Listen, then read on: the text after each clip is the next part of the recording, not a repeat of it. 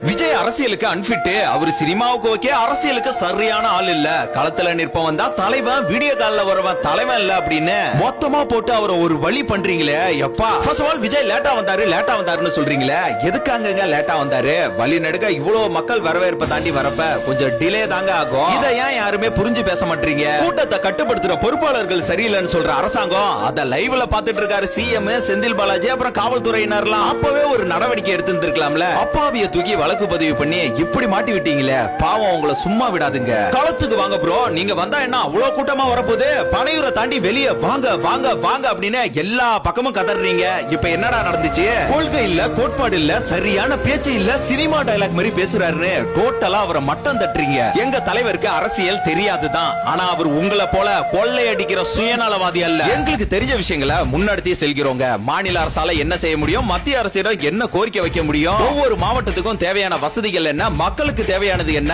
ஒவ்வொரு துறைகளும் சரியாக செயல்பட வேண்டும், கலாச்சாரத்தை பின்பற்ற வேண்டும் என நாட்டுக்கும் மக்களுக்கும் தேவையான பேசிக் அரசியல் அறிவு எங்களுக்கு இருக்குங்க. இதுல தலைவர்களை பின்பற்றி பேசுங்க, அத பேசுங்க, இத பேசுங்க அப்படின்னு இப்படி பேசி பேசி தாண்டா நாட்டை நாசம் பண்ணி வச்சிருக்கீங்க. மாணவர்களுக்காக 12 மணி நேரம் கால் கடுக்க நின்று பரிசளித்து மாணவர்களை உற்சாகப்படுத்தி பள்ளி மாணவர்களின் படிப்பாற்றலை மேம்படுத்தியவருங்க எங்க தளபதி விஜய். இதை நாங்க அரசியலுக்கு வரதுனால செஞ்சாலும் இது வரைக்கும் நீங்க ஏன் இப்படி ஒரு விஷயத்தை பண்ணல? செந்தில் பாலாஜி கூட்டத்துல தலைவர் தண்ணி கூட கொடுக்கல அப்படின்னு சொல்றாரு. அப்ப இது என்னங்க?